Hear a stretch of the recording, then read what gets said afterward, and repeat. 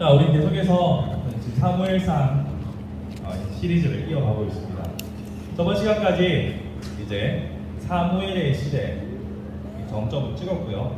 이제는 사무엘의 시대에서 그 다음 왕이 되는 사울의 시대로 전환을 준비하고 있습니다. 다른 말로 하면 사사 시대에서 왕정 시대로의 시대 변화가 지금 태동하고 있는 바로 그 순간입니다. 성경 공부 제가 주중에 올려드리고 있는데요. 이때 제가 시대를 구분하면서 사사 시대와 왕정 시대를 설명을 드렸습니다. 사사 시대를 조금 구현해서 설명드리면 좀 특이한 시대예요.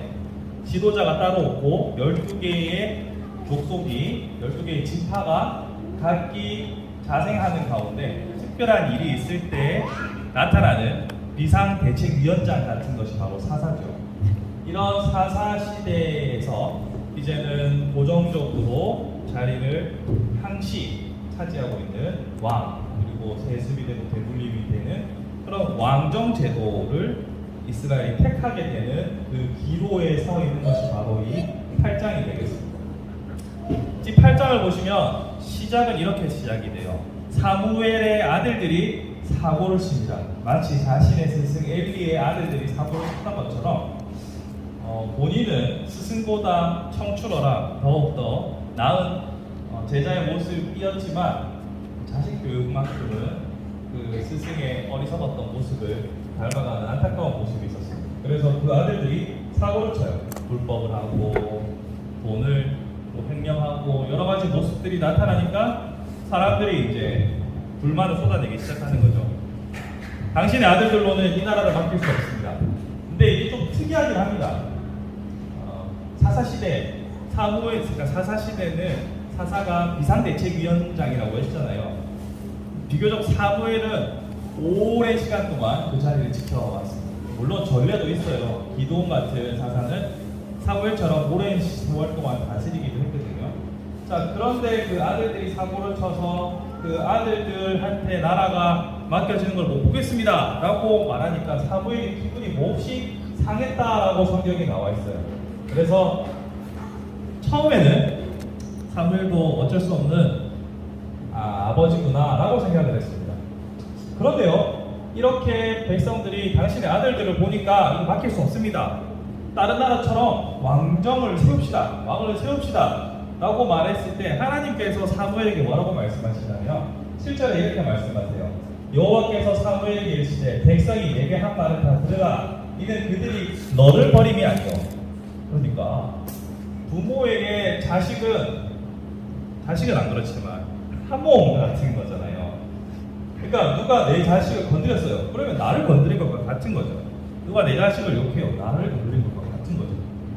그러니까 사무엘이 단순히 자기 자식들에 대한 비난과 거절 때문에 속이 상했던 게 아니라 사무엘은 철저하게 이스라엘 백성이 하나님을 거절하고 있는 이 모습 때문에 화가 났던 거예요. 그러자 하나님께서 사무엘아, 단순히 사람들이 너를 배척한 게 아니라 나를 배척한 거란다 라고 위로하시는 거죠.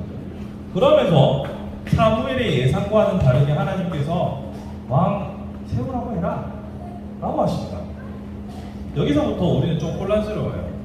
아니, 사사시대의 비상대책위원장으로서 사사가 존재했던 이유는 바로 이스라엘의 왕은 하나님이십니다라는 고백 위에 나라가 세워져 있었기 때문에 왕이 없었던 거예요. 그런데 지금 다른 나라와 같이 왕을 세워달라고 말하는 것은 참으로 하나님을 부정하는 것과 크게 다르지 않아요. 그러면 하나님께서 어떻게 하셔야겠습니까? 다시 또 블레셋을 불러오든지 모압을 불러오든지 해서 또 이스라엘을 사사시대에 반복됐던 그 패턴에 따라서 또 한 대 꽝 지어받고 이스라엘이 그제야 맞아야 정신 차리는 이스라엘이라고 치면 그제서야 하나님 잘못했습니다 하고 이런 사사시대의 반복적인 패턴을 우리는 예상할 수 있는데 오늘 본문에서는 하나님께서 어라? 왕 세우라고 해라 하시는 이거면 좀 혼란스러워요. 아니, 하나님 왜 이걸 허락하시는 거죠? 그러자 하나님께서 이 사무엘의 입을 통하여서 하시는 말씀이자 왕이 세워지면 군대로 동원될 것이고 너희 세금 다 내야 되고 너희 부역을 동원해야 되고 나라의 이런 어려움들을 겪을 거야 라고 분명히 설명을 해줍니다. 전하라고 했으니까요. 그래서 전해줍니다. 이스라엘 백성들이 다 들었어요. 그럼에도 불구하고 오케이 하겠습니다 라고 하죠. 그러자 하나님께서 뭐라고 하시냐면, 그렇게 되면 비로소 나중에 그 택한 마음으로 말미암아 18절에 보시면요, 부르짖을 때 여호와께서 너에게 응답하지 아니하시리라. 자, 여기서 하나님의 방법이 나와요. 하나님의 방법은요, 때로는 우리를 선한 길로 인도하시기 위하여서 강한 손으로 쳐서 올바른 노선으로 갖다 옮기실 때도 있어요. 근데 항상 그렇지만은 않으세요. 하나님은 천편일률적으로 똑같이 작업하시는 분이 아니라 또 어떤 때는 하게 내버려 두세요.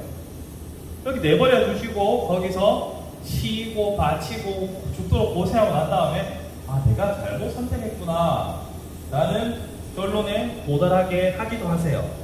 그래서 제가 생각했던 것이, 내가 지금 형통하다고 보인다고 해서, 그러니까 내가 순적하게 일이 흘러간다고 해서 이것이 하나님의 뜻이다라고 생각하는 것을 멈추라는 것이 오늘의 주제입니다. 오늘 진집 나의 삶이 형통해 보여요. 내가 지금 선택한 것이 괜찮은 것 같아요. 근데 마음속에 찝찝함은 좀 있거든요. 이거 내가 하나님 보시기에 이게 합한 건가 아닌 건가 엄청 고민했던 문제예요. 근데 질끈 감고 했는데 잘 된단 말이에요. 그러면 그때는 이게 하나님 뜻이 맞았나 보다 라고 생각할 수도 있어요. 그런데 사실 그렇게 일이 잘 풀리는 것이, 순적한 것이 하나님의 응답이다라고 보시면 안 되는 거예요. 이스라엘은 이 이후로 사울도 겪고 다윗도 겪고 사무엘도 겪고 솔로몬도 겪고 이 과정을 통해서 왕정 제도가 나름 우리 잘한 것 같아 라고 생각했을지도 몰라요.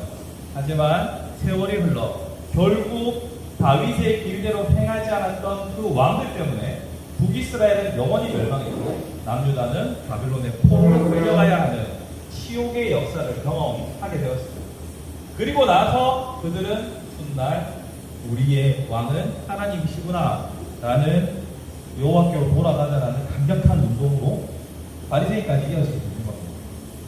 자, 이처럼 하나님께서는 강한 손길로 교정을 하시는 경우도 있지만 내버려 두시고 그 길에서 일어날 일들을 충분히 다 아시지만 하나님께서는 몸으로 경험하게 하실 때도 있다는 거예요.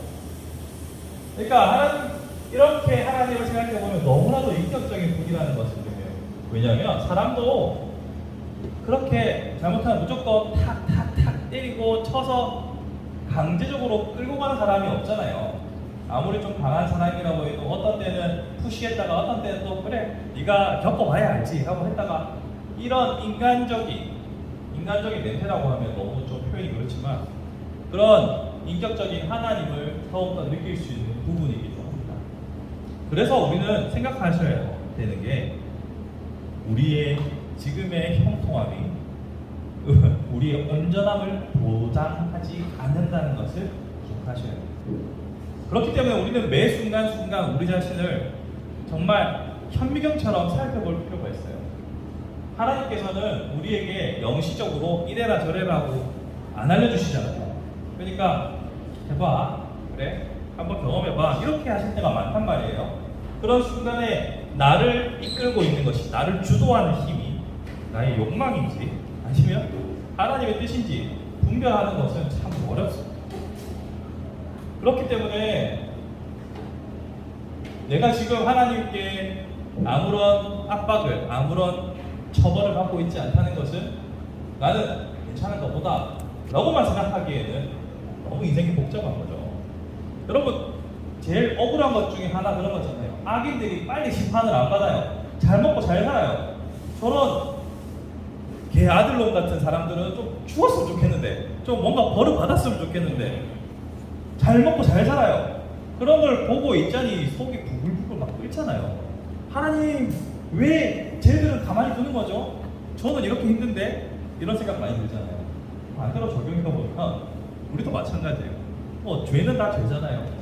내가 하나님 뜻과 상관없이 내 마음대로 살고 있을 때도 하나님이 이렇게 오래 참고 계신다라는 것을 생각해 볼 수 있다면 우리는 언제나 매 순간 나의 모든 삶에 대해서 나는 과연 옳은가?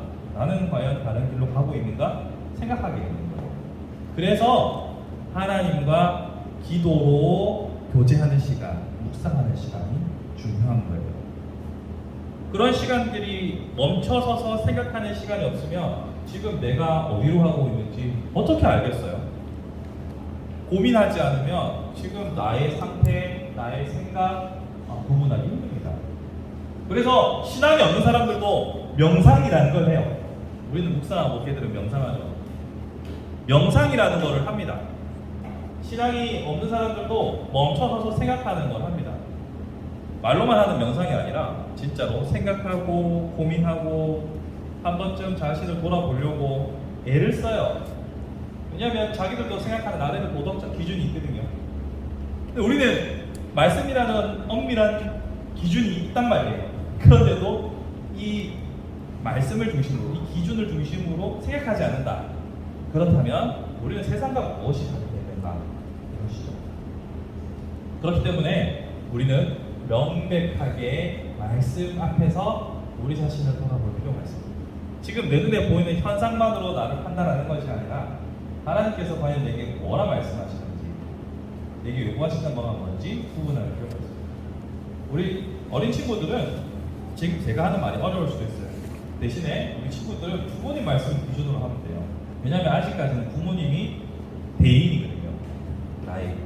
그래서 부모님이 내려주는 판단에 어느 정도 좀 기대도 괜찮아요. 신앙을 가진 부모님이라고 한다면 여러분보다는 조금 더 성경을 많이 알기 때문에 여러분이 성경을 더 많이 알면 그때는 파이트 때 아빠, 엄마 내랑 한번 논쟁해 봅시다. 내가 성경에 보니까 이렇던데 라고 그때 들이대도 돼. 그 전까지는 부모님이 먼저 가지고 있는 그 기준에서 부모님은 여러분들이 말씀을 벗어나서 잘못된 길로 가는 것을 보고 있자니 너무나 불안하고 겁나는 거예요. 그래서 사랑으로 여러분에게 얘기해 주는 거기 때문에 말씀으로 배틀해서 이길 자신 없으면 일단 들어요. 그렇게 듣는 것이 여러분에게 유익해요. 알겠지, 피야? 너 아직 미성년자니까. 자, 말씀을 정리해 보겠습니다. 여러분 눈에 보이는 현상에서, 눈에 보이는 지금의 상황을 통해서 나는 괜찮다라고 판단을 내리시지 말고 어디까지나 우리의 판단 기준은 말씀이라는 것을 기억하셔서 말씀 앞에서 우리 자신을 돌아보고 말씀 앞에서 우리 자신을 판단해 볼 수 있는 그런 묵상하는, 기도하는, 생각하는 크리스천이 우리 바른교회 모든 성도들